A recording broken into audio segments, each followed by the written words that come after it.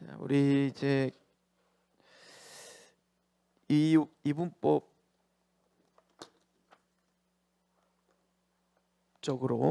이제 세상을 바라보는 시각이 얼마나 위험한가, 이 부분을 이제 긴 시간 우리가 이야기를 했는데, 중요한 건 이제 그러면 기독교 세계관은 뭐냐라고 할 때, 우리 지난번에,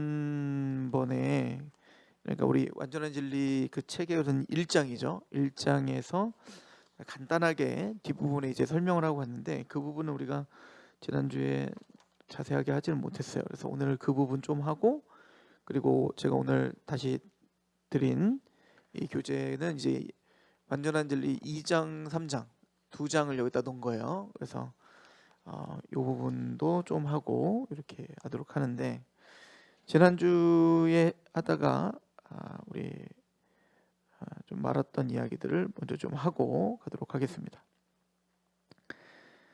그래서 이제 우리 지난번에 그 기독교 세계관에 대한 이야기를 할 때 가장 먼저 이야기하는 것, 기독교 세계관에 대한 기본적인 전제가 있어요. 그러니까 이건 뭐 우리가 만든 게 아니고, 그 성경을 연구하다 보니까 우리의 모든 사상의 토대가 돼야 되는 어떤 그 철학적인 그 틀이 있는데, 그게 바로 창조, 타락, 구속이다.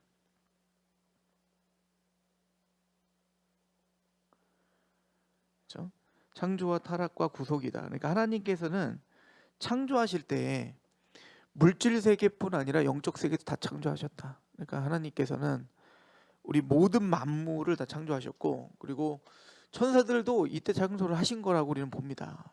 그래서 모든 만물이 창조되었는데, 하나님은 어떻게 창조하셨냐라고 할 때 하나님 보시기에 좋으셨다, 이렇게 말하는, 선하다.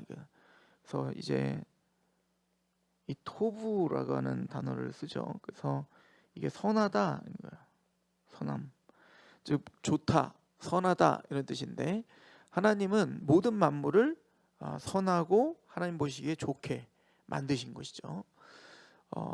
그런데 이 선함과 이 좋음이 타락을 했다는 거예요. 누구로? 우리 인간의 죄 때문에, 인간의 죄로 말미암아 타락해서, 인간이 타락하니까 그 모든 물질뿐만 아니라 우리 모든 이 창조 세계가 지금 고장 났다는 거예요.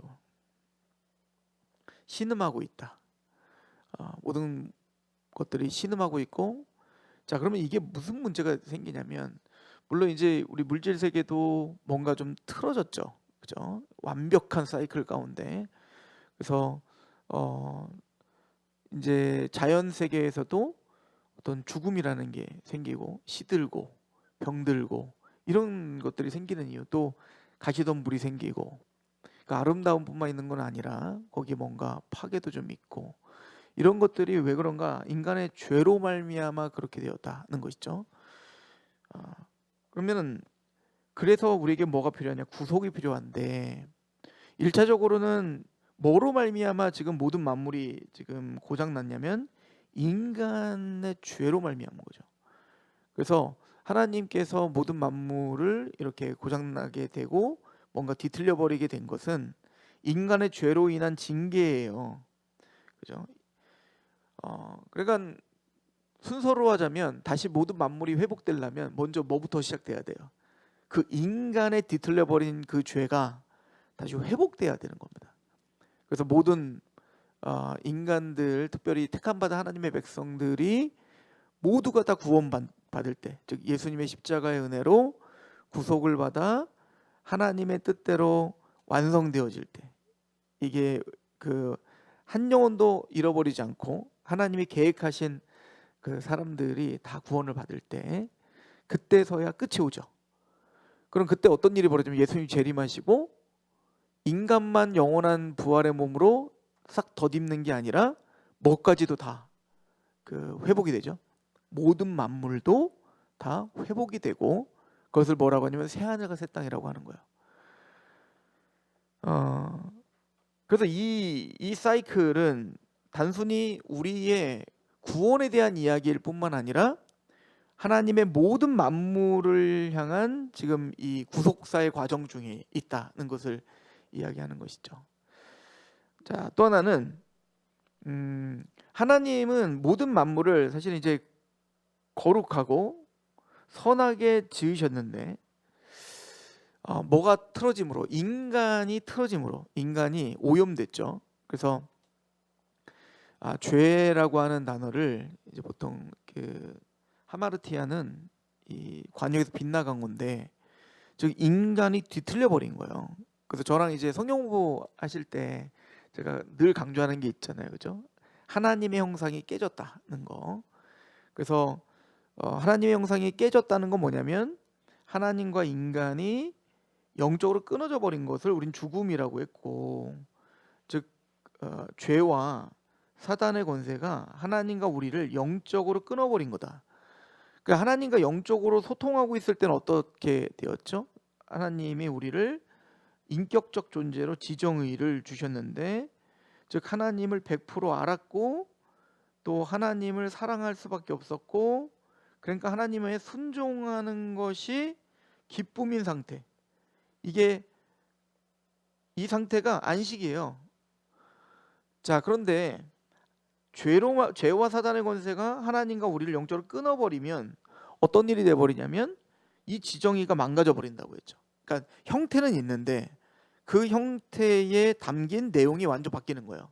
그러니까 하나님을 사랑했던 그 지식은 무지하게 된 거예요. 그러니까 지식은 있죠, 누구나 합리성이나 이런 게 있는데 우리가 다 합리적이라고 말하고 이게 옳다고 말하지만 우리는 텅 비어 있다고 합니다. 그러니까 하나님이 없어.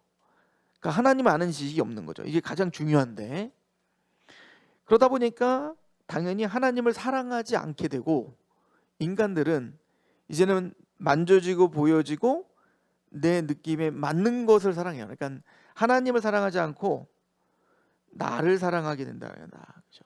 이기적인 존재가 된 거예요. 욕망대로 살아요. 그러니까 당연히 하나님 말씀대로 의지는 순종하지 않고 내 욕심대로 행하는 거죠. 이걸 우린 죄라고 하는 겁니다. 그죠? 그러니까 이렇게 완전히 뒤틀려 버린 거예요. 자, 그러면 어떤 일이 벌어지냐? 우리가 문화명령이라고 이야기할 때, 지난주에 우리 문화명령에 대한 이야기를 좀 했잖아요. 문화명령은 뭐였습니까? 문화명령은 창세기 1장에 하나님께서 생육하고 번성하고 땅에 충만하고 정복하고 다스려라. 이걸 우리는 이제 문화명령이라고 하는데, 생육 번성 충만은 그 하나님이 세워놓으신 창조하신 모든 창조 세계에 가득하라는 얘기인 겁니다. 그 어떤 영역도 부정한 게 없죠. 모든 영역에 꽉 차게 그 하나님을 경외하는 백성들이 가득해야 되는 겁니다. 그렇게 하는 이유가 뭐냐면 그곳에서 뭐 하라고? 정복하고 다스리라고. 그러면 우리가 잘 알듯 이게 이제 왕권이잖아요. 왕. 우리를 왕으로 삼아 주셨다는 건데 우리에게 주인 노릇하라는 거잖아요. 자, 그런데 왕이긴 왕인데 이것이 누구 거인 것을 인정하는 왕이어야 되는 거예요. 이 모든 것은 다 하나님의 것이다. 하나님의 나조차 다 하나님의 겁니다라고 하는 고백을 드리는 왕이어야 되는 겁니다. 그래서 이걸 우리는 청지기적 왕이다 이렇게 했어요. 즉 하나님의 것을 대리해서 맡아서 다스리는 거예요. 내게 아니라. 쉽게 말하면 에덴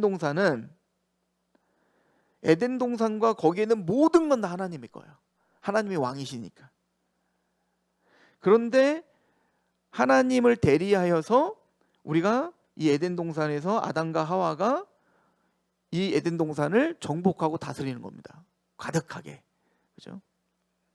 그러기 위해선 이 왕권이 유지되기 위해선 가장 중요한 게 뭐냐면 하나님의 왕대심이 인정해야 되는 거죠. 그게 뭐냐면 선악과를 건드리지 않는 거였어요. 그래서 선악과를 건드리지 않는다는 것은 말 그대로 하나님의 명령을 순종한다는 얘기인 거죠. 그렇죠? 그래서 선과 악은 이 선과 악의 판별, 이 분별 기준은 뭐라는 걸 인정하는 거예요? 하나님이라는 걸 인정하는 겁니다. 다시 말하면 생육하고 번성한 땅이 충만해야 돼요. 그것을 뭐 하라고? 정복하고 다스려야 되는 겁니다. 근데 정복하고 다스리는 기준은 뭐냐? 당연히 하나님의 선악의 판단 기준 앞에서요.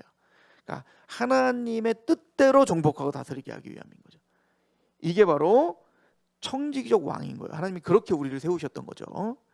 근데 이제 문제는 뭐냐면 생육하고 번성한 땅이 충만하고 정복하고 다스리는데 하나님의 왕대심을 인정하지 않은 거잖아요. 선악과를 따먹었다는 거. 이제 에덴 동산의 주인은 당신이 아니에요. 내가 곰곰이 생각해 보니까 당신 못됐어요. 보암직하고 먹음직하고 하나님처럼 지혜롭게 될 것 같으니까 나 그거 못 먹게 한 거잖아요. 그죠? 나 이제 당신 말 듣지 않을 겁니다. 내 인생 내 겁니다. 그러니까 이제 탕자가 똑같은 거, 내 재산 내 것 막 주세요. 지 것도 아니면서 막 그걸 당당하게 내놓으라고 하잖아. 그죠? 그럼 가족가 다 탕진해 버리죠. 그게 바로 이 죄의 타락의 이야기를 우리에게 해주고 있는 것이죠. 자, 그러면 어떤 일이 벌어지냐? 그러니까 아담과 하와가 생육하고 번성하여 정복하고 다스리면 다스릴수록 어떤 일이 벌어지면 하나님의 판단 기준에 하나님의 마음에 합한 일들을 해내가는 거죠. 원래는. 그래서 우리 지난 시간에 그 문화명령 뭐 이런 얘기를 하면서 하나님께서 창세기 2장에 하나님이 아담을 데리고 에덴 동산에 두시고 경작하고 지키게 하셨다. 요 네 가지 단어가 중요하다고 했죠. 첫 번째는 뭐라고 했냐면 성경에 뭐라고 써 있었죠? 데려다가 이끌어. 이끌어. 이 사람을 이끌어 할 때 이끌어는 락가흐라고 했죠. 락가흐. 이 락가흐는 다시 말씀드리지만 취하는 겁니다. 이게 내가 의도적으로 강하게 딱 취하는 걸 말하는 거거든요. 그러니까 하나님이 이끌었다는 얘기는 하나님의 주도권을 이야기하는 거예요. 하나님이 주권적으로 인간을 만드셔서 데리고 와서 지금 에덴 동산에 꽂아 놓으신 거야. 그죠? 이건 주권인 거야. 하나님의 뭔가 뜻이 있는 거고. 그러면 뭐를 위하여 하나님은 이끌어서 여기에 데려왔냐? 두시고, 이 에덴 동산에 두시고 할 때 이 둔다라고 하는 말이 안식이라고 했죠. 그죠? 안식하게 한다는 것이었고, 그 안식이라는 말 자체가 뭐라고 했죠? 우리가 편안한 게 안식이 아니고 하나님이 보시기에 좋았더라. 7일째 안식하셨다. 그게 안식이에요. 그러니까 하나님의 뜻이 꽉 찬 상태를 누리게 하기 위한 거예요. 왜냐? 그게 제일 행복하니까. 사실 거기에 문제가 없으니까. 우리가 왜 이 세상에 이렇게 힘들게 살아요? 죄 때문인 거예요. 사실은 죄 때문에. 그죠? 그래, 안식을 누리게 하시기 위하여 하나님은 우리를 이끌어 에덴 동산에 두신 거란 말이에요. 그리고 그 안식을 어떻게 하기 위해서, 이 안식을 유지하고 더 영화롭게 하기 위해서 두 가지를 명령하셨는데 그게 바로 경작하고 지켜라. 그래서 이 경작이라는 단어도 아바드라는 단어를 썼다고 했죠. 아바드. 이거는 말 그대로 일할 때도 아바드라는 단어를 써요. 근데 이거를 좀 더 그 제사장이 성막에서 일할 때도 아바드예요. 그러니까 일하는 건 단순히 노동인데 그 노동이 자체가 뭐였냐면 하나님을 섬기는 거였던 거예요. 그러니까 모든 만물에, 그러니까 지금 천지 창조를 하시고 하나님의 에덴 동산에 두시고 모든 하나님의 피조 세계에 생육하고 번성한 땅에 충만하여 모든 영역에 다 거하라는 거잖아요. 그런데 그 모든 영역을 거하면서 뭐 하라고요? 정복하고 다스리라는 얘기는 즉 하나님의 말씀 앞에 서서 그 말씀으로 경작하라는 거예요. 섬기라는 겁니다. 그럼 그 생육하고 번성한 땅이 충만하라에 우리는 어떻게 적용해야 돼요? 교회에서만 아바돼야 됩니까? 아니죠. 우리의 모든 삶의 영역에 생육하고 번성한 땅이 충만해야 되는 거죠. 그리고 모든 영역 속에서 우리는 뭐 하고 있어야 돼요? 정복하고 다스리는 역할을 하고 있어야 되고, 더 구체적으로 말하면 경작해야 하고 있는 거예요. 하나님을 섬겨야 되는 겁니다. 그러니까 우리가 자녀를 키우더라도 하나님을 섬기는 거고, 우리가 일을 하여도 하나님을 섬기는 거고, 공부를 하여도 하나님을 섬기는 거예요. 신학을 공부하는 것만 하나님을 섬기는 게 아니고, 우리 신학교 가면은 늘 그랬거든요. 그 처음에 이제 들어가기 전에 그 헬라어를 보면 그게 제일 힘들어해요. 왜냐면 언어 하나를 2주 3주 만에 어떻게 뛰냐고 그걸. 근데 그 뛰게 어지로 막 뛰게 하려고 하니까 얼마나 힘들겠어요. 그러니까 서울대 나오신 분들도 막 힘들어서 막 뭐 제 동기 중에 교수님도 아주대 교수님이 자기는 이렇게 힘든 거 처음 봤다 그러면 너무 힘들어했는데, 그러면 이제 막 힘들다고 그러면 막 교수님들이 막 농담인지 진담인지 아주대 학교고 병원이 왜 우리 학교 옆에 있는 줄 알아? 공부하다 죽으면 순교기 때문에 그래. 그러면서 이제 걱정 마, 우리가 다 아주대 병원을 그래서 옆에 놓은 거야 막 이렇게 하는데, 아니 물론 이제 그런 마음으로 하죠. 정말 신학을 공부해서 하나님의 것을 공부하다 죽으면 순교다. 진짜 그렇게 믿고 공부를 하는 거예요. 근데 꼭 신학을 공부하는 것만 그렇게 예배일까요? 아니라는 겁니다. 세속에 우리가 말하는 세속적인 학문을 공부할 때도 공부를 어떻게 하느냐에 따라서 그건 예배가 되는 거죠. 그리고 예배가 되게 해야 되는 거죠. 모든 영역의 하나님의 뜻대로, 선하신 하나님의 뜻대로 우리가 정복하고 다스려야 되는 역할을 해야 되는데, 이게 바로 경작입니다. 그죠? 하나님을 섬기는 거예요. 그 일들을 통해서. 그리고 하나 또 해야 되는 게 뭐냐면 지켜라.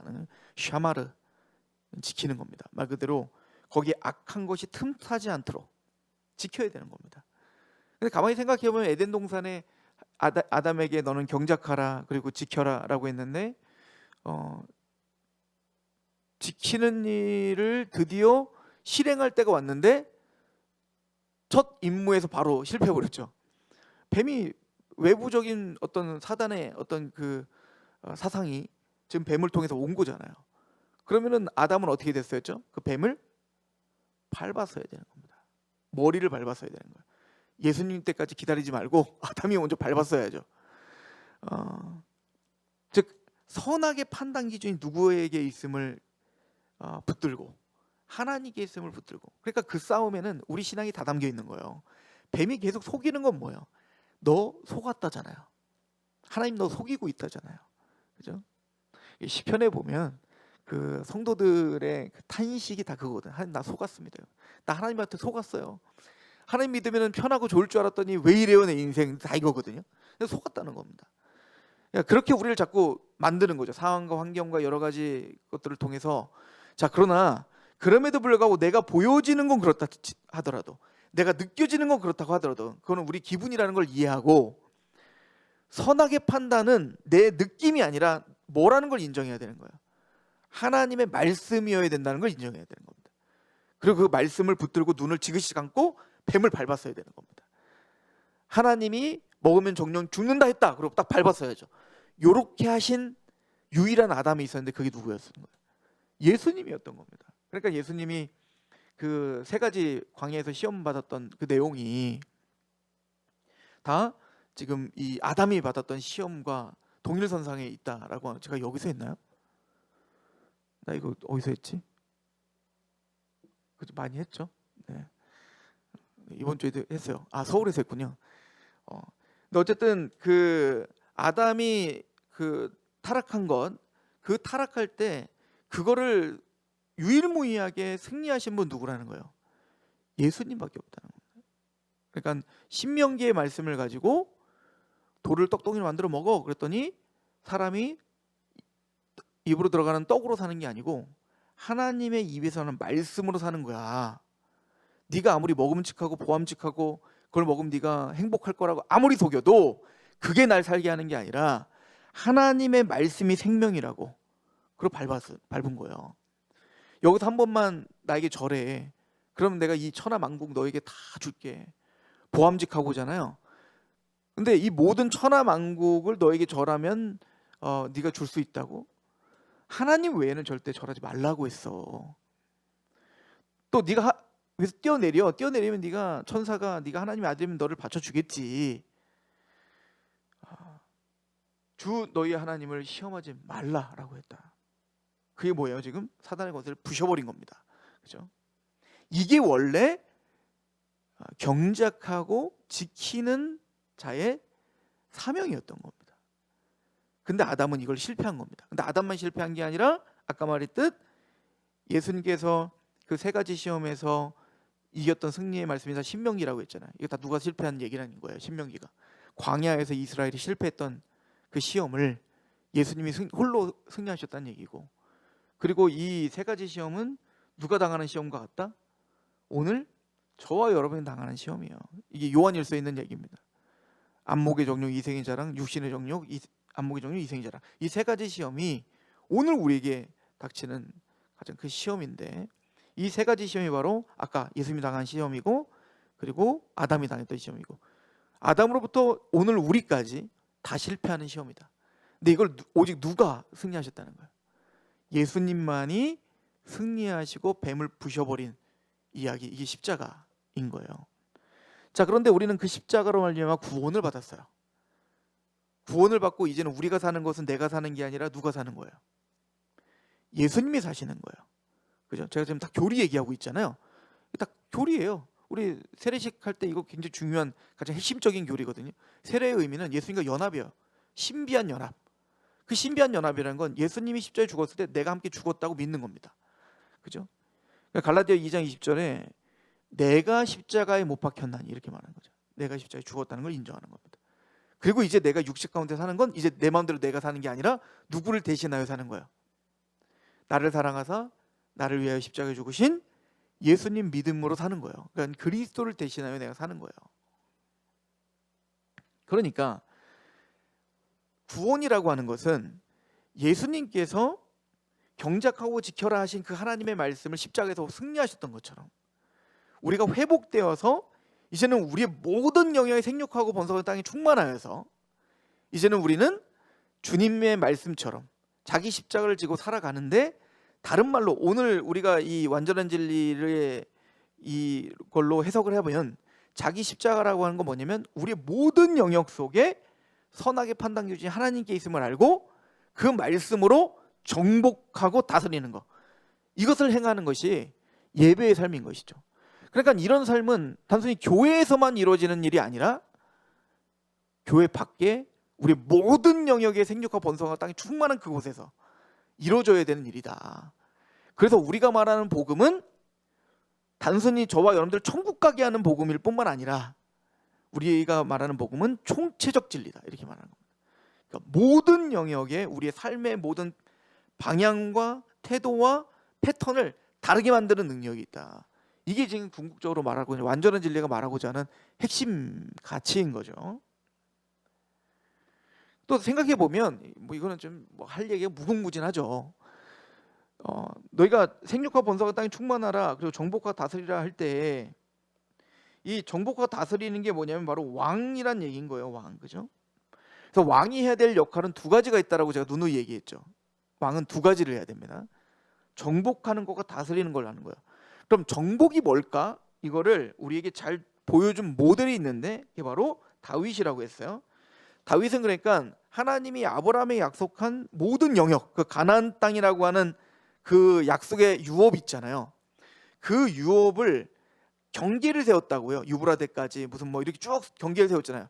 그 경계까지가 바로 하나님 주신 땅이다라고 하나님 약속을 하셨는데, 그 약속이 온전히 정복되는 때가 언제냐면 다윗의 때인 겁니다. 여호수아도 다 못했어요. 사사시대 때 당연히 못했고, 사울 당연히 못했고, 사울은 뭐 왕이 되어가지고는 블레셋에 맨날 두드려 맞고 다니잖아요. 정복을 못했다니까요. 근데 그 모든 아브라함이 약속한 그 땅을 완벽하게 정복한 사람은 누구냐? 다윗인 겁니다. 그 다윗은 뭐냐면 하나님을 대적하는 이 가나안 땅에 하나님을 대적하고 예배하지 않는 그런 문화, 그런 종교, 그런 사람들을 정복하는 겁니다. 그죠? 정복하여서, 그럼 정복한 그 땅에 이제 뭘 해야 돼요? 이제 안식이 주어지면 정복해서 하나님 말씀으로 정복을 했어요. 이제 그럼 그걸 안식이라고 했죠. 그러면 이제 뭐가 세워져야 돼요? 거기에 하나님의 보좌가 세워져야 되고 하나님의 예배가 회복돼야 돼요. 하나님의 보좌와 하나님의 예배를 그냥 보여지도록 딱 보여주는 게 뭐냐? 성전인 거죠. 그 성전은 하나님의 왕궁이에요. 왜냐면 그 지성소에 법궤가 있는데 법궤가 뭐라고? 하나님의 왕의 보좌거든요. 그러니까 하나님의 다스림의 상징이야 거기는. 그래서 그 지성소로부터 하나님의 율법이 선포되는 겁니다. 그죠? 두 번째는 그 이 성전에서 속죄가 일어나고 그곳에서 하나님을 예배하는 게 회복되죠. 그래서 성전은 하나님의 왕되심과 그리고 하나님을 예배하는 이 두 가지가 다 담겨 있는데, 다윗이 정복하는 이유가 뭐죠? 거기에 뭘 하기 위함이면 하나님의 다스림이 일어나기 위함이에요. 그래서 그 다스리는 왕의 모델이 누구냐면 바로 솔로몬이었던 겁니다. 그래서 솔로몬이 왕이 되자마자 제일 먼저 구한 게 뭐였다? 지혜를 구했던 거예요. 다스리기 위해서 뭐가 필요한가? 사실 다스린다는 건요, 재판을 말하는 거예요. 재판. 그래서 솔로몬이 왕이 해야 될 일이 재판이거든요. 이 재판에서 솔로몬이 그래서 지혜를 구한다는 건 뭐냐면, 나 앞으로 돈 잘 벌 수 있는 지혜 뭐 이런 게 아니고 선악을 판단할 수 있는 지혜를 구한 겁니다. 나는 아직 어린아이라 선악을 알지 못합니다. 이 얘기는 공의로움을 잘 모릅니다. 그 선악의 판단은 오직 누구에게 있다는 걸 고백하는 겁니다. 하나님께 있다는 거예요.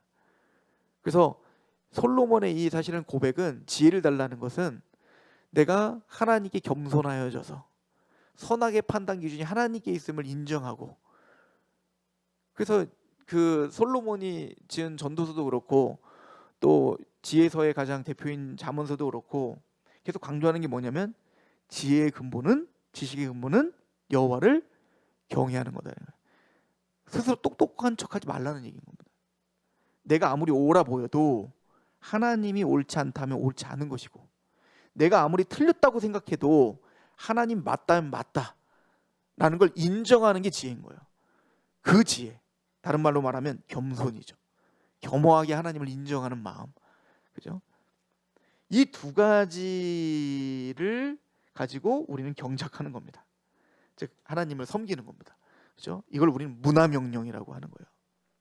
자, 근데 문제가 이렇게 잘 되면 좋은데, 다윗과 솔로몬이 그래도 하나님 앞에 바랐을 때, 특히 이제 솔로몬이 정말 하나님의 지혜대로 움직였을 때, 이게 상반기거든요. 그러니까 그 상중하로 하지 않고 초반과 후반으로 하면, 초반기에는 솔로몬이 아주 반짝반짝할 때가 있었죠.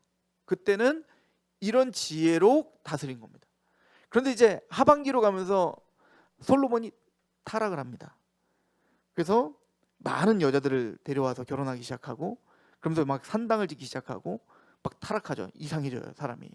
그죠? 그 뒤로 모든 왕들이 이 다윗과 솔로몬의 이 초반의 다스림과 지혜를 떠나기 시작했습니다. 그죠? 떠나기 시작해서 이제부터는 예루살렘이 하나님의 영광을 위한 도성이 아니라 뭐가 돼버리는 거예요? 바알 숭배 지역이 돼버리는 거고, 그 도성 자체가 왕들이 열심히 다스리면 다스릴수록 어떻게 될까요? 더 탐욕적이게 되는 겁니다. 자, 이 이야기가 전체적인 우리의 이야기인 것이죠. 그러니까 아담과 하와를 하나님 형상대로 만들었을 때, 하나님을 알고 하나님을 사랑하고 하나님의 말씀에 순종하는 게 온전한 기쁨이었을 때, 그래서 그런 식으로 공부하고 그런 식으로 아이를 키우고 그런 식으로 일을 하고 뭘 하든 하나님께 대한 예배였고, 그것을 통해서 하나님의 영화로움이 드러났는데, 문제는 타락하니까 완전 왜곡되기 시작한 거잖아요. 하나님을 몰라. 이제는 보여주고 만져지는 내 탐욕밖에 보이는 게 없어요. 그러니까 이제 행하는 것마다 의지는 어때요? 하나님 말씀대로 순종하는 게 아니라 내 마음대로 살아요. 그래서 이제 하는 것마다 망가지는 겁니다. 하는 것마다 하나님의 뜻에서 어긋난 걸 만들어내기 시작하는 겁니다. 자,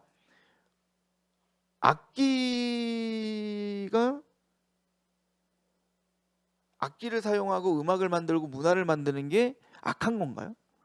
전혀 그렇지 않겠죠.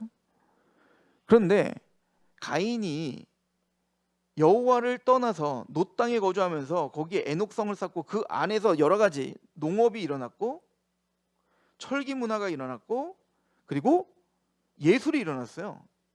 이 농업이 이제 잘 먹고 잘 살기 시작하니까 이제 뭐가 시작된 거예요? 퉁소 치고 막 이제 예술도 살아나는데, 그런데 문제는 뭐냐면 이 가인, 여호와를 떠나 왜곡된 자들이 이 예술을 장악하면 어떻게 될까요? 하나님을 드러내고 아름다운 창조의 질서를 드러내는 걸 만들어내는 게 아니라 자기를 위한 예술을 만들어내기 시작합니다. 자기 만족을 위한, 찬양의 도구로서 사용돼야 될 아름다운 어떤 우리의 지혜로 만든 악기들이 이제 우상숭배와 자신의 어떤 감정을 고취시키는 일에 사용되는 것으로 전락돼 버리는 거죠.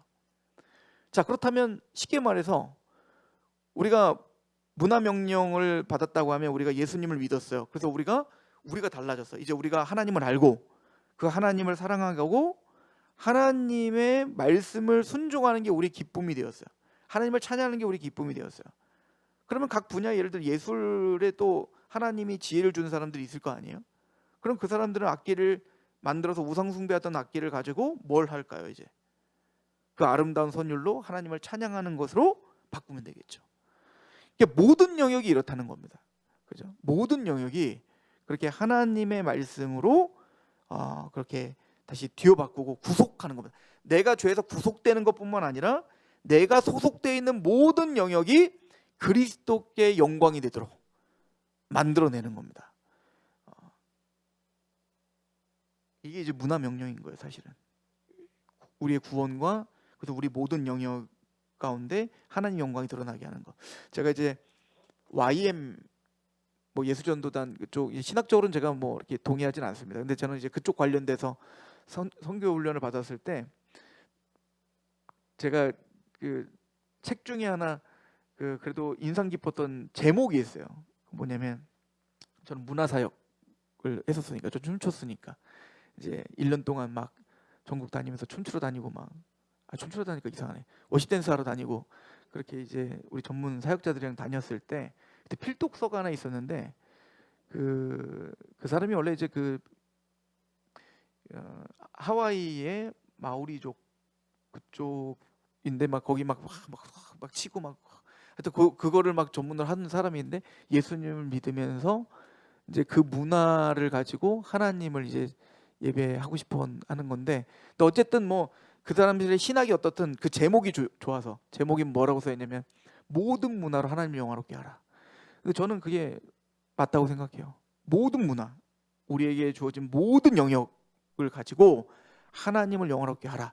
이게 저 여러분들을 락가 취하셔서 지금 이 시대에 지금 이곳에 두신, 안식을 경험한 우리를 이곳에 두셔서 우리에게 경작하고 지키라고 명령하신 뜻입니다. 그러니까 교회 안에서만 우리가 이 사역을 하는 게 아니라 우리 모든 영역에 그 시각을 바라볼 수 있는 눈이 있어야 된다. 그래서 교회는 사실은 그런 시각을 키워주는 훈련소와 같아야 되는 거죠. 그래서 여기서 흐려졌던 눈들이 다시 여기 와서 다시 화이팅하고 다시 이제 집에 가고 직장 가서 그런 시각으로 다시 또 살아내고, 흐려졌던 눈이 다시 와갖고 다시 씻고 가고 하고, 이런 좀 선순환이 돼야 된다. 근데 이제 우리가 지금까지 계속 말했던 건 뭐냐면 그 이분법화적인 것은 기독교와 종교를 너무 우리는 사유화시켰다. 그죠? 공적인 영역과 사적인 영역이 있는데 공적인 영역은 다 포기해버리고 사적인 영역으로 우리를 너무 몰아붙였다. 뭐 처음에는 기독교를 보호하려고 이제 이 계몽주의 흐름, 이 합리주의 흐름, 이 과학주의 흐름을 우리가 버겨낼 수 없는 것 같아서 그것을 조금 우리가 좀 교회를 그래도 그나마 좀 생명을 유지하기 위해서 움츠러들었는데, 이제는 그게 아예 세팅이 딱 돼가지고 프레임이 딱 돼가지고 더 이상 종교 기독교는 공적인 영역에는 나오지 못하게. 근데 우리도 모르게 기독교인들조차, 우리들 스스로조차 신앙이라고 하는 건 나 예수 믿고 복 받고 천국 가는 거에만 국한되지, 이 구원받은 이 복음의 능력이 우리의 공적인 영역, 이 공적인 능력이 뭐 어머 대단한 거 아니잖아요. 우리가 살고 있는 90% 이상 우리가 지금 경험하고 있는 모든 게 공적 영역인데, 학교 다니고 직장 다니고 국가에서 우리는 살고 있고, 이런 모든 게 다 공적 영역인데 이 공적 영역을 바라보는, 성경적으로 바라보는 시각은 전무해버린 거예요. 이게 이제 너무 답답해서 쓴 책이 이 책이라고 얘기를 하는 것이죠. 자, 그런 거를 좀 정리하면서, 그래서 이제 이거 지난번 거예요. 우리 오늘 안 갖고 오셨죠? 그죠? 요거 그냥 같이 보셔요. 구속의 회복이란 하나님이 우리를 구속하실 때 우리는 죄책감과 적의 권세에서 해방되고 완전한 인간성을 회복하게 되어 다시금 본래 창조 목적인 그 과업을 수행할 수 있게 됩니다. 구원으로 회복이 되면 본래 창조 목적인 그 과업을 수행하게 된다. 그러니까 구원을 받으면 원래 창조 목적대로 이 문화 명령이 회복돼야 된다는 거죠. 우리의 일 역시 그리스도의 십자가 구속으로 인해 새로운 측면을 덧입게 됩니다. 즉 그분의 구속적 목적에 동참하는 수단이 되는 것입니다. 창조 세계를 경작함으로 우리는 본래의 목적을 되찾을 뿐만 아니라 타락에 의해 유입된 악과 오염을 반전시켜 구속의 힘을 불러오게 됩니다. 이게 지키게 하고죠. 그러니까 샤마르입니다. 그러니까 오염되어 있는 것들을 막는 거예요. 그러니까 우리가 구속으로 구원을 받았다면 우리 모든 영역 속에 세상에서 우리를 오염시키려고 또 계속 다가올 거 아니에요. 이런 것들을 어떻게 하는지 알아야 돼요. 샤마르 지켜야 되는 겁니다. 차단해야 되는 겁니다. 우리 자녀들을 보호하고 또 내 영혼을 보호하고 우리 교회를 보호하고 우리 가정과 또 내가 살고 있는 모든 삶의 터전에서 어쩌든 그 오염과 악을 차단하려고 노력해야 돼요. 그러려면 이제 분명히 인식해야죠. 뭐가 오염된 거고 뭐가 거룩한 거고 이건 분별을 해야 될 거 아니에요. 그죠? 그래서 우리는 하나님 나라가 임하고 그분의 뜻이 이루어지도록 그분께 우리의 은사를 드립니다. 마음과 생각이 새롭게 됨으로써 이제는 하나님을 향한 사랑과 그분을 섬기는 기쁨으로 맡겨진 일을 수행할 수 있습니다. 근데 이 모든 문화 명령은 어거지로 되는 십자가의 사랑이 강권돼요. 기쁨으로 하는 거죠. 이게 크리스찬입니다. 이렇게 이야기를 하는 거예요. 그래서 이제 그 마틴 루터가 이런 문화 명령에 대한 이야기를 이제 간접적으로 했는데 그 이야기가 이제 이렇게 써 있는 거예요. 문화 명령이 주는 교훈은 우리의 성취감이 얼마나 창조적이고 건설적인 일을 하느냐 달려 있다는 것입니다. 그러니까 문화 명령은 이거는 죄냐 아니냐 그게 문제가 아니고 예를 들어서 음악은 죄냐 아니냐 이게 아니고 누가 음악을 하냐 어떠한 상황 어떠한 철학을 갖고 음악을 하냐 이게 문제라는 거죠. 우리는 창조적이고 건설적으로 모든 분야를 볼 수 있는 겁니다. 그렇죠? 인간의 이성적 존재 상태는 영구적인 여가나 끝없는 휴가, 기도와 묵상을 위해 수도원으로 피정 가는 것까지 포함해서가 아니고, 그러니까 이거는 그러니까 우리 기독교는 수도원으로 가는 게 아니다. 우리끼리 모여가지고 세상을 등지고 일도 안 하고 가정도 내팽개치고 우리끼리만 그냥 우리 때 묻을까봐 막 무균실로 들어가는 게 기독교 아니라는 얘기인 거죠. 그 대표적인 얘기가 이제 그 변화산상 얘기예요. 그 요한과 베드로와 야고보와 요한이 변화산상에서 예수님이 변화된 걸 보면 너무 황홀해가지고 막 그냥 거기 있고 싶은 거예요. 그러니까 여기 초막 셋 짓자. 그러니까 예수님, 엘리야, 모세 이렇게 하고 우리는 그냥 땅바닥에 자도 좋으니까 우리 여기만 있게 해주세요. 근데 주님은 어떻게 내려가자는 거잖아요. 요즘 병든 자가 있고 요즘 문제가 있는 요즘 싸움 있는 그 가정과 직장과 그것으로 가야 되는 거예요. 그죠? 그래서 우리의 소명은 하늘나라에 가는 것에 불과한 것이 아닙니다. 저와 여러분들이 크리스찬이 됐다는 건 예수 믿고 천국 가는 게 물론 이제 궁극적이죠. 그러나 그것만이 아니라 우리가 이 땅을 살아가는 동안 그럼 천국 가기 전까지 버티는 게 아니고 천국 가는 것이 궁극적인 목적이겠죠. 그러나 이 땅을 사는 동안에 우리는 땅을 경작해야 됩니다. 우리에게 맡겨진 영역들을 경작해야 된다. 또한 영혼을 구원하는 거 너무 중요하죠. 근데 영혼 구원하는 것만이 아니라 우리의 일을 통해서 하나님을 섬기는 것도 같이 가야 된다. 사실은 그리고 하나님을 우리의 일을 통해서 섬기는 것과 영혼 구원이 분리된 게 아니에요.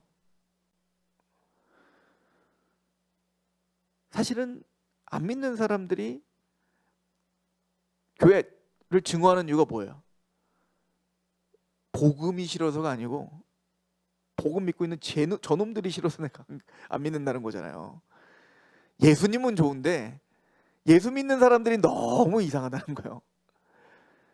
그러니까 우리는 구별된 삶을 그러니까 어떤 의도를 갖고 하는 게 아니라 1차적으로는 우리가 우리 모든 삶에서 하나님 앞에서 살아가요.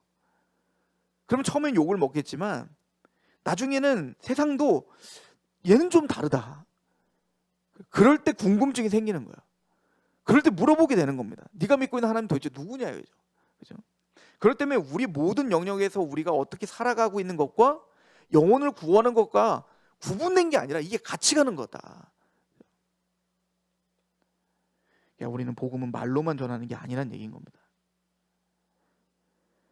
그래서 하나님도 친히 구원의 일에 이 특별한 은총이죠. 구원을 시켜주는 일, 관여하실 뿐만 아니라 당신의 창조 세계를 보존하고 개발하는 일에도 참여하시기 때문이죠. 문화명령에 순종할 때 우리는 하나님의 일반 은총의 일꾼으로 그분의 일에 참여하는 것입니다. 우리가 문화명령, 우리 모든 삶을 의미를 두고 그곳에서 하나님의 영광을 돌릴 때 그때 우리는 하나님의 일을 참여하는 것이다. 이거를 이제 칼빈은 직업소명론 이렇게 이야기했던 거예요.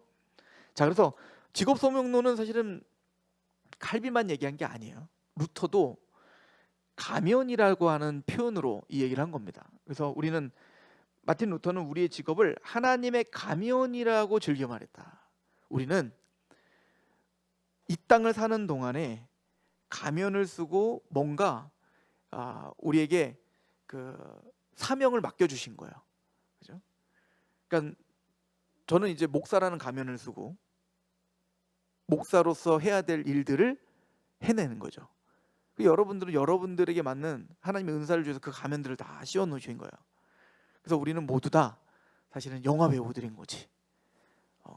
하나님이 제작하시고 계획하신 그 모든 영화를 연극을 훌륭하게 해내는 가면을 쓴 배우들인 거예요.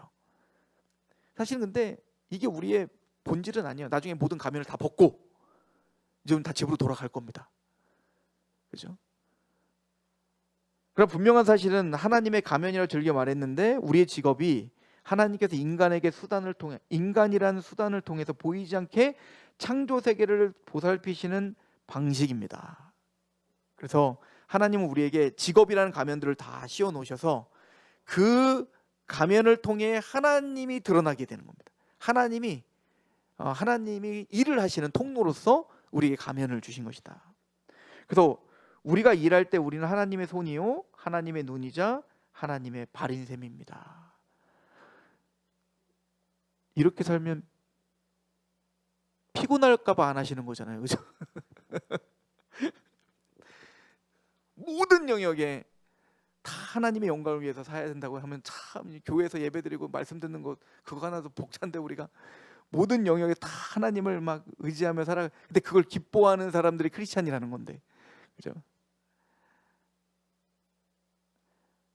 자, 진 에드워드 비스의 설명을 좀 보면 과거에 하나님이 하늘에서 만나를 내려 이스라엘 백성을 먹이신 것처럼 때로는 직접적인 기적으로 일하실 때도 있다고 루터 교인이자 저술가인 진 에드워드 비스는 말을 하는데 특별한 은총이 있죠. 하나님이. 그러나 보통은 일반적으로는 농사, 운수업, 식료품 가공업, 소매업 뭐 이거는 이제 이 당시에 직업이고 지금 훨씬 더 다양한 직업들이 많을 거 아니에요. IT 뭐 모든 분야에 종사하는 수많은 일꾼들을 통해서 사람을 먹이십니다. 그러니까 우리는 이렇게 생각을 하는 거예요. 그러니까 농사를 짓고 누군가는 농사를 짓고 그걸 이동화시키고 누군가는 슈퍼를 열어서 식료품을 팔아야 되고 그래서 누군가는 거기서 사서 먹고 그러니까 이런 과정들을 통해서 하나님은 사람들을 어떻게 하시나 먹이시기 위한 수단으로 하나님은 이런 일들에 종사하게 하셨다는 거예요. 가면을 다 쓰고 그 일들을 하게 하셨다는 거고 또 때로는 하나님은 신약 성경에 나오는 예수의 경우처럼 기적으로 병자를 고치기도 하지만 만나를 기적적으로 베풀어서 먹이기도 하지만 이런 과정을 통해서 먹이시는 것처럼 때로는 병자들을 고치기도 하시지만 그러나 의사나 간호사나 건강관리 전문가들을 통해서 병을 고치시는 하나님의 은혜를 베푸시는 겁니다. 그러니까 일반 세상에 있는 의사는 내 실력으로 사람을 고친다고 생각하겠지만 크리스찬으로서 의사들은 우선 태도가 달라져야 되겠죠. 그럼 이런 태도로 환자들을 대하면 어떻게 돼야 될까요? 정말 귀하게 돼야겠죠. 내가 하나님을 대신해서 고쳐주는 거구나. 하나님이 나에게 의술이라는 은혜를 주셔서 이걸 통해서 이 사람을 고쳐주시기 위하여 나를 세우셨구나 라고 생각하면 이제는 그 직업의 의미가 달라지는 거죠. 아까 운석도 마찬가지죠. 졸려 죽겠네 그러고만 다니는 게 아니라 이걸 통해서 하나님이 누군가를 먹이시려고 하는 하나님의 은혜가 나를 통해서 이게 편하게 사람들이 어쨌든 먹고 살 수 있도록 하시는 하나님의 내가 동역자구나라고 생각하면서 운전을 한다면, 단순히 운전할 때 방송 들으면서 듣는 것도 물론 중요하겠지만 방송 듣는 거에 의미를 두는 게 아니라 그 일 자체가 하나님의 일이라고 하는 것을 결부시키는 일들을 우리는 해야 된다는 얘기인 거예요. 또 때로는 사사기에 나오는 것처럼 적의 군대를 기적적으로 물리치기도 하시죠. 하나님이 막 홍해를 또 통해서 어떤 뭐 여리고는 무너지듯. 근데 일반 은총 속에서는 경찰이나 군인이나 변호사나 판사나 이런 공권력이나 국가 이런 걸 통해서 하나님은 우리를 보호하시고 우리의 생명을 유지시켜 주시는 것이 하나님의 일반 은총이죠. 그냥 우리가 군인을 하더라도 군인이 멋있어 이걸로만 군인을 하는 게 아니라 국가를 위해 난 충성해, 국가를 위해서 사는 것을 더 넘어 하나님이 이 국가를 통해 내가 지킴을 통해 우리 교회를 보호하고 그리고 생명을 보존하기 위하여 나를 오늘 세우셨다 라고 하는 의식이 있어야 된다. 그렇게 모든 직업들을 해석해낼 수 있는 능력이 먼저 있어야 된다. 그분은 부모, 교사, 목회자, 축구, 코치 등을 통해 아이들을 양육하십니다. 그래서 우리 모든 크리스찬들에게는 하나님의 이런 가면들이 있는 것이다. 이거를 인식하는 게 중요하고, 불신자들에게도 하나님의 가면이 있는 거다. 불신자들은 인정하지 않겠지만 우리는 그 가면을 인정하는 겁니다. 이런 면에서 불신자도 하나님의 가면, 곧 그분의 섭리적 사랑과 보살핌의 통로가 될 수 있습니다. 하나님은 불신자였던 고레스를 통해서 하나님 백성들을 꼭 굳이 홍해를 갈라는 그런 10가지 재앙과 이런 기적적인 방식으로 출애굽을 시킬 수도 있으시지만 참 하나님 균형 있게 우리가 알려주시잖아요, 그죠? 그러나 바벨론에서 포로 귀환하는 건 유프라테스 강을 가르시고 10가지 재앙을 통해서 느부갓네살 왕을 초토화시킨 다음에 데려오는 게 아니고 세상의 역사를 통해 고레스를 통하여 군사적으로 그들을 짓밟고 기적적으로 이스라엘을 끄집어내실 수도 있는 거예요. 이게 일반 은총 속에서 하나님 베푸시는 은혜의 도구들인 거죠. 그런 의미로 우리는 모든 직업들, 또 이방인들, 안 믿는 사람들, 이 사람들도 이용하여 지금 하나님은 지금 먹이시고 입히시고 있다는 사실을 우리는 더 확장해서 봐야 되는 거죠. 다 하나님의 일들을 하고 있다. 이렇게 우리는 인식을 해야 되는 거예요.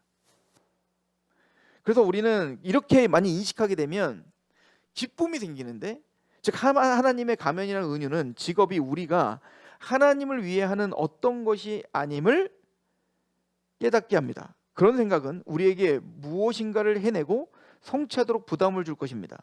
오히려 직업은 우리가 하나님의 일에 참여하는 일임. 그러니까 이게 굉장히 어다르고 아다른데 비슷한 얘기인 것 같지만, 하나님을 위하여 내가 뭔가를 해야 돼. 이거는 굉장히 부담스러운 겁니다. 그죠? 하나님에게 뭔가를 만들어 내야 될 것 같은 뭔가, 이게 우리에게 부담이 있는 거예요. 예를 들어서 왜 우리가 직업과 우리를 연관시키지 못하냐면, 내가 경찰로서 어떤 열매를 맺어야 되지? 이러는 거죠. 아, 경찰로서 사람들 민원 상담하면 이 사람을 크리스찬을 만들어야 되나? 하나님께 드려줘야 되나? 그러니까 뭔가 우리가 하나님을 위해서 뭔가 해드린다고 자꾸 생각을 하는데, 우리는 뭔가 하나님께 해드리는 게 아니라 그냥 하나님의 일에 동참하는 게 기쁜 거예요. 우리는 그렇게 생각하는 겁니다.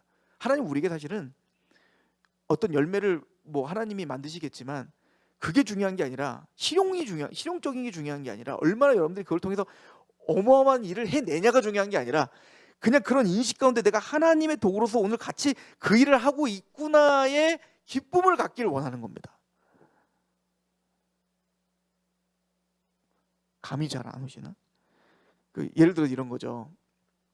제가 전도 얘기할 때 꼭 이 예를 쓰는데, 하율이가 3, 4살 때 그렇게 청소기 하면 막 지가 하고 싶다고 막 그렇게 때렸을 때가 있어요.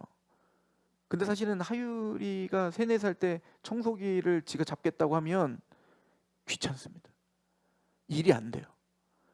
저쪽에 잠깐 있고 빨리 청소를 해야 30분이면 싹 끝낼 거를 얘 만약에 하면 이거 얘는 하는 건지 장난하는 건지 이게 구분이 안 가잖아요. 매달리고 막. 그런데 부모는 같이 해주는 거예요. 좋은 부모는 어떻게 해요? 1시간, 2시간 그걸 같이 막 경험하게 해주고 해요. 왜? 실용이 중요한 게 아니야. 지금 청소를 해내는 게 중요한 게 아니고 같이 하는 기쁨을 아는 거예요. 마찬가지로 우리가 하나님의 일을 한다는 건 뭔가를 해내서 하는 게 뭔가를 드려야 돼 라고 하는 부담감이 아니라 하나님이 나에게 이 일을 맡겨주셨고 지금 이게 하나님과 나가 동역하는 일이야 자체로 즐거워할 수 있어야 된다.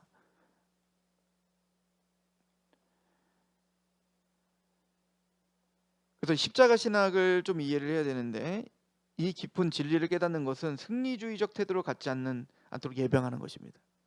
그러니까 우리가 직장에서 늘 실패하는 게 그거예요. 승리주의. 뭔가 내가 해내야 돼. 그렇지 않으면 난 실패자야. 그렇지 않다. 우리도 하나님의 은혜로 우리의 영향권 내에서 상당한 변화를 불러일으킬 수 있습니다. 다만 우리가 성공, 권력, 대중의 환호를 갈망하는 욕구를 십자가에 못 박을 때에야 그것이 가능합니다. 아무든지 나를 따라오려거든 자기를 부인하고 날마다 자기 십자가를 지고 나를 쫓을 것이다.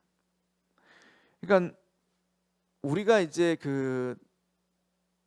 좀 이해가 돼요. 예를 들어서 우리가 일반 장사를 하는 사람이라고 한번 해보세요. 그냥 콩나물 장사를 해.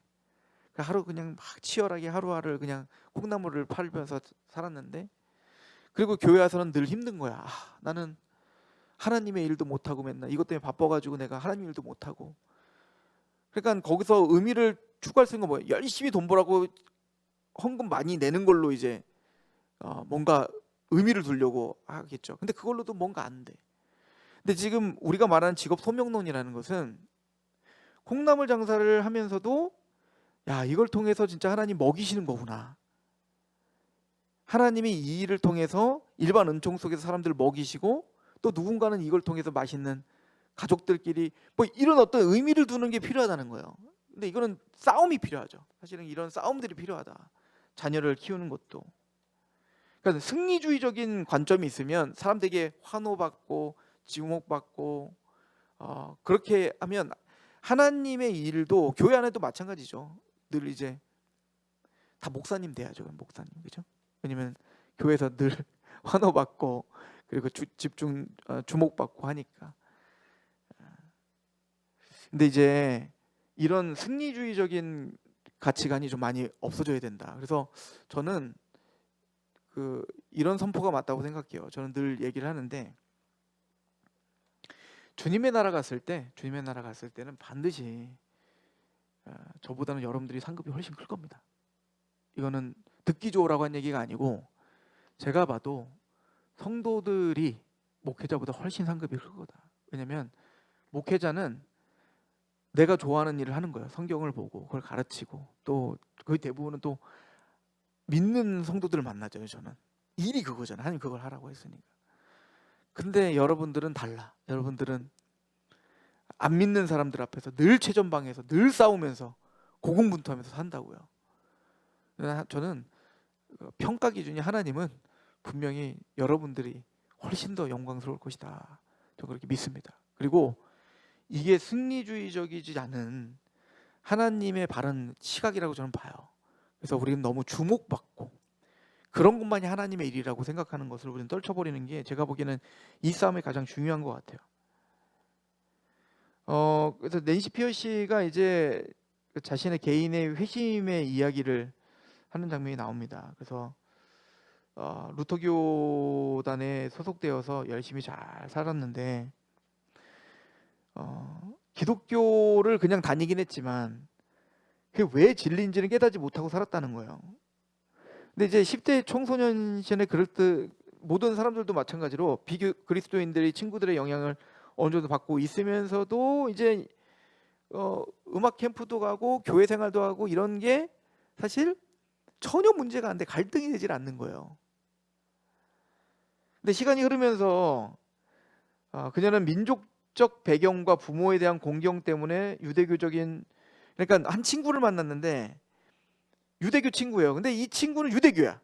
근데 가만히 보니까 얘는 왜 그럼 유대교인가 봤더니 부모가 유대교고 유대교적 문화 속에서 살았으니까 얘는 유대교야. 근데 나를 돌아봤더니 나는 왜 그럼 크리스찬이지? 특별한 게 없어. 내 부모님이 그냥 루터교 독실한 크리스찬들이었고 문화 속에서 나는 그냥 크리스찬이야. 그럼 뭔가 문제가 있는 거 아닌가라고 하는 생각을 하기 시작한 거예요. 그럼 내가 이슬람에 있으면 이슬람, 난 기독교가 기독교. 아니 그러면 이게 뭔가 기독교가 뭔가 특별한 게 아닌가? 이게 뭔 말이야? 이제 그런 거죠. 그래서 이런 동일한 동기가 모든 종교가 다 이런 동기로 다 결론이 주어진다면 분명히 인신론적인 원리로 보아 이건 타당성이 없어 보이는 거 아닌가? 내가 뭔가 합리적으로 내가 선택한 게 아니라 그냥 그 문화에 그냥 휩쓸려서 나도 그냥 그 문화의 노예가 되어서 그냥 기독교인이 된 거 아닌가? 근데 여러분들 이런 고민이 우리 자녀들이 대부분 이제 언젠가 할 고민들이거든요. 부모님 때문에 내가 어쩔 수 없이 내가 교회 다녔지만 생각해 보니까 합리적이질 않아. 그래서 이제 이 낸시 피어시도 대학교 시절을 다니면서 불신을 선언했던 거죠.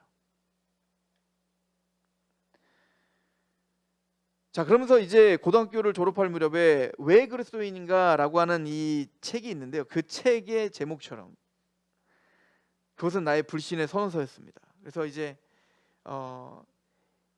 이 낸시 피어시가 이제 불신을 선언하고 자, 난 안 믿기로 결정을 한 거죠.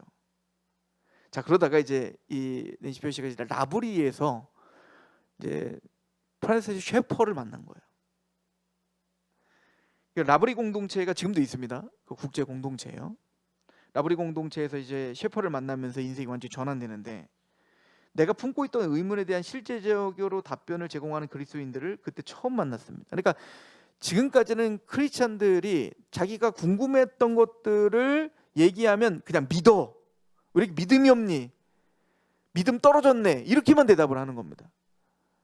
합리적으로 뭔가 추론하고 과학적으로 설명이 필요한 것들이 있는데 그런 것들에 대해 너무 우격다짐으로 믿기만 하라고, 거기 이제 더 이거는 뭔가 진리가 없구나 이렇게 생각했었는데 라브리 공동체에서 그런 자신들이 궁금했던 것들에 대하여 기독교적인 대답들을 해주는 걸 보면서 거기서 이제 이 낸시 피어시는 새로운 걸 경험하게 된 거죠.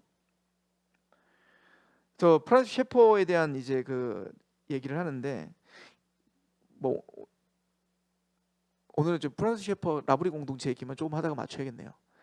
그 프란시스 셰퍼가 이제 라브리 공동체가 어떻게 시작됐냐면 원래 프란시스 셰퍼는요 그 웨스민스터 신학교를 다녔어요. 거기에 그때 이제 프란시스 셰퍼와 그리고 반틸리라고 하는 그때 아주 유명한 그 변증가, 개혁주의 변증가도 이제 그때 그쪽에 계셨었는데 이 프란시스 셰퍼와 반틸은 완전 상반된 길을 걷습니다.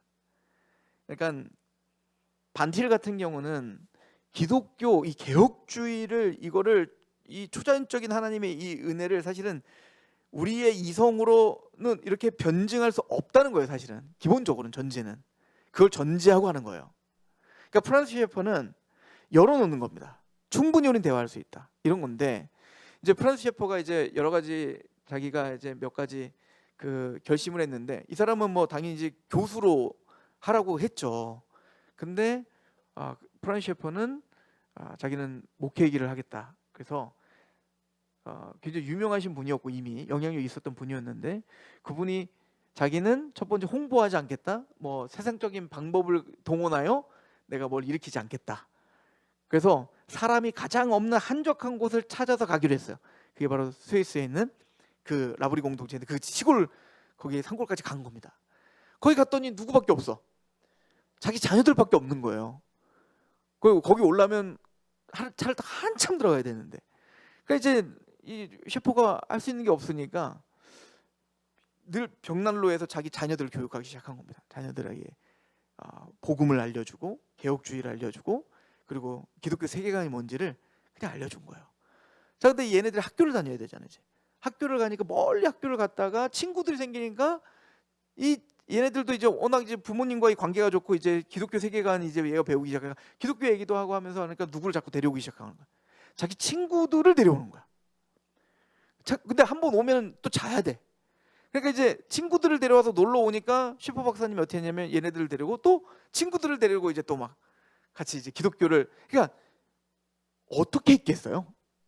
우리처럼 웨스민스터 1장 이렇게 했겠어요? 이렇게 안 했겠죠. 이 아이들의 눈높이에 맞게 이 아이들의 고민이 뭐고 그걸 기독교적으로 녹아내려고 굉장히 노력을 한 겁니다. 그때 이 아이들이 재밌는 거야.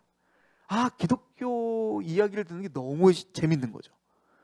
그러니까 이 아이들이 변화가 된 거예요. 그러니까 자기 자식들이 변화되는 걸 누가 경험한 거야? 친구 부모님들이 경험을 하고 친구 부모님들이 궁금해하고 오기 시작한 거야. 그러니까 그 오니까 그 친구 부모님들 어른들이 오기 시작했네요. 그 사람들을 또 이제 어떻게 한 거예요? 그 사람들의 고민, 그 사람들의 질문, 그냥 다 배격하지 않고 모든 걸 들은 겁니다. 그리고 그거를 대답하려고 셰퍼는 노력을 했고 또 마음을 열어놓고 그것을 같이 이야기하기 시작했고, 그게 커져서 라브리 공동체, 전 세계적인 공동체가 된 거예요. 이 낸시 피어시가 그 공동체를 만난 겁니다. 거기서 기독교 세계관이 무엇인지를 배우게 된 거죠. 그죠?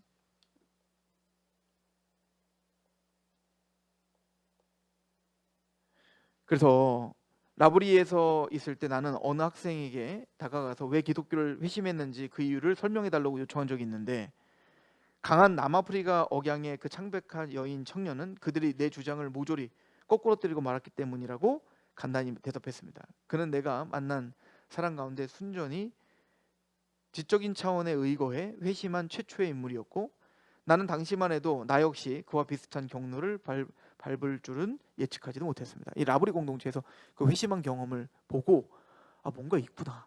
그래서 이제 라브리 공동체에서 고민하게 되고 거기서 회심하는 이야기를 이제 낸시 피어시가 하게 된 거예요. 자, 그런 것처럼 세상에는 그런 정말 회심을 경험하여 자신의 모든 분야를 가지고 해석해내려고 하고 또 모든 분야에서 하나님의 영광을 드러내기 위하여 싸우려고 했던 수많은 모델들이 있다. 그런 이야기들을 이제 우리 지난번에 한번 했죠. 그래서 이런 사람들이 쭉 있다라고 하는 이야기를 하고 있는 것입니다. 자, 뭐 우리 이거는 다음 주부터 해야 되겠는데 우리 결론부만 좀 읽고 마칠게요. 자, 감동적인 성공 사례들, 플란팅과 라슨, 올레스키 등과 같은 사람들이 이룩한 성공. 나중에 한번 읽어보세요. 여기 보면 철학자로서 어떻게 기독교 세계관을 철학자로서 이걸 어떻게 드러내며 살았는가.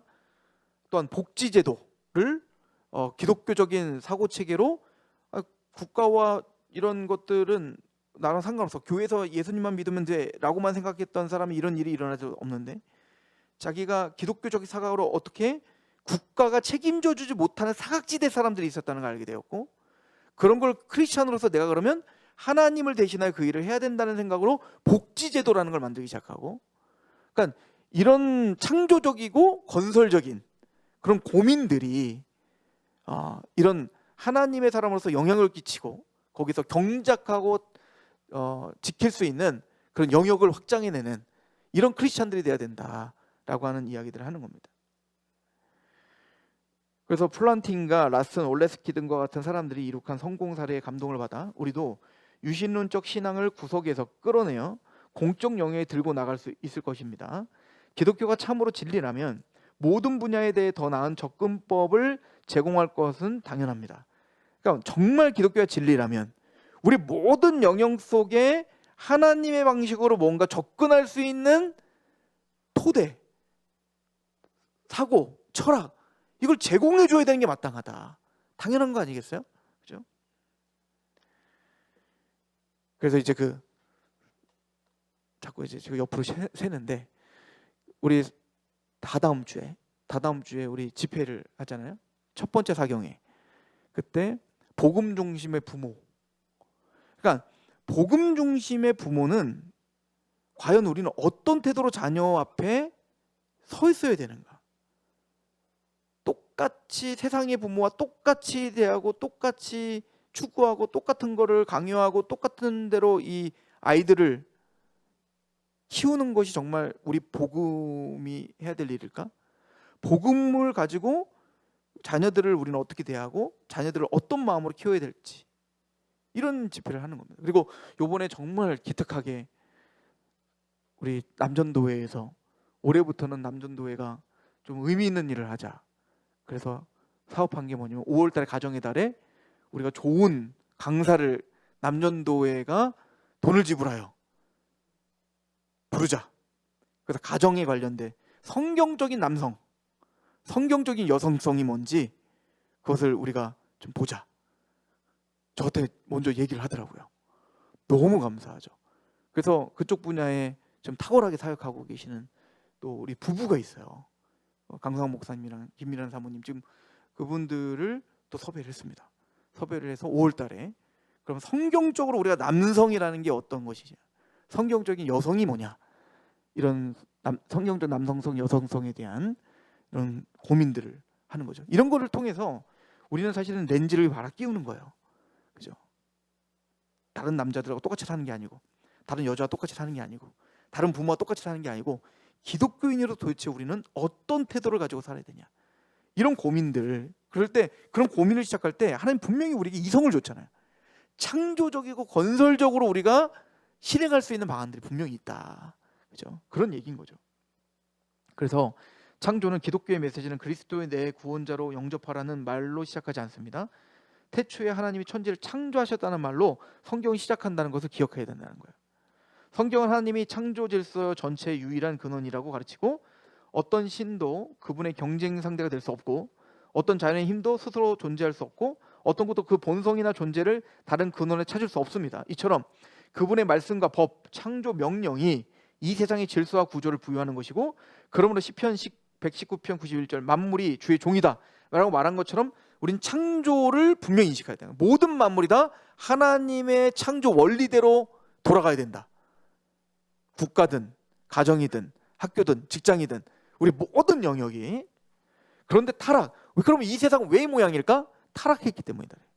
창조의 보편적 성경은 타락의 보편성을 이어지는데, 성경은 창조 세계의 모든 부분, 우리의 지성을 포함해서 창조주에 대한 거대한 반역과 연관되어 있는 거예요. 그러니까 모든 영역이 다 타락과 연관되어 있는 거예요. 그러니까 모든 영역이 하나님의 창조에 연관되어 있는 것을 믿는다면 모든 영역이 타락과 연관되어 있다고 믿는 겁니다. 국가가 왜 이 모양이 됐을까? 또 가정이 왜 이렇게 됐을까? 부부관계가 왜 이 모양이 됐을까? 자녀들과 부모의 관계가 왜 이렇게 됐을까? 모든 산업이 왜 이렇게 탐욕적으로 되었을까? 다 타락과 연관되어 있다는 사상을 우리는 갖고 있어야 되는 거예요. 하나님의 중생의 은혜와 관계없이 세계를 이해하려는 우리의 능력을 무력화시킵니다. 그래서 그렇다면 우리가 하나님의 나라를 이룩할 때는 이 타락한 세상은 뭐밖에 답이 없다는 걸 알아요. 타락한 우리가 구원받는 길은 뭐밖에 없어요? 그리스도의 구원, 은혜밖에 없어요. 마찬가지로 모든 영역이 회복될 수 있는 것도 내 실력도 아니고 내 능력도 아니고 무엇이 발동해야 된다고 믿어요? 구원의 은혜입니다. 그죠?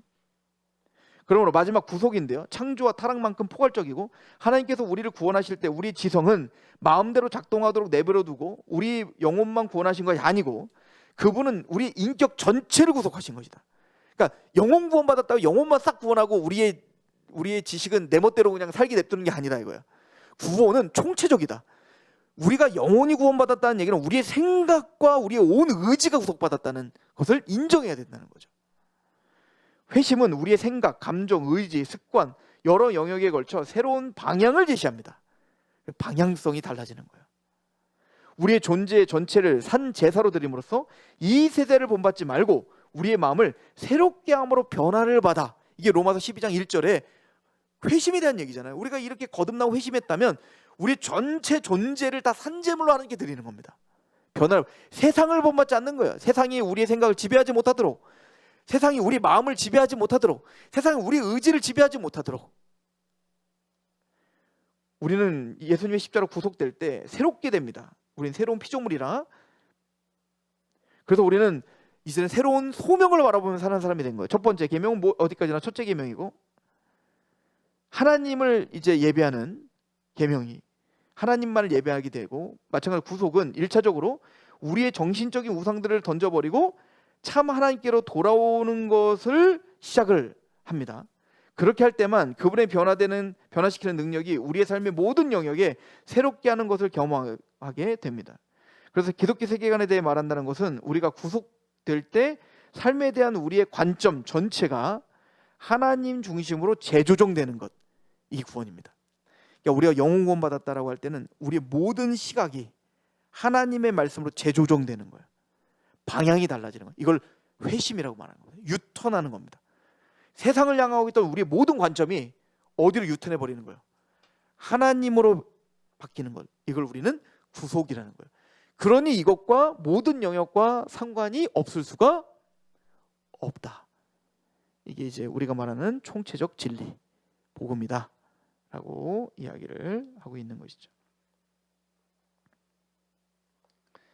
그러니까 이걸 토대로 해서 사실 2장 3장 혹시 읽어보시면 아시겠지만 이 토대로 이제 좀 더 자세하게 풀어가는 거예요. 그래서 재밌는 얘기를 해요. 여기서 이제 우리는 이중 언어를 구사하고 있다. 그래서 이제 말이 길어지네요. 자, 이거는 다음 주에 보도록 하겠습니다. 기도하겠습니다. 하나님 너무나 감사합니다. 우리가 구원을 받고 하나님의 은혜로 하나님의 백성이 되어서 우리 몸을 거룩한 산제물로 내어드리기를 원하는 사람들입니다. 이 세대를 본받지 말고 온전하고 하나님 기뻐하시는 거룩한 뜻이 무엇인가 분별하는 자들이 되게 하시옵소서.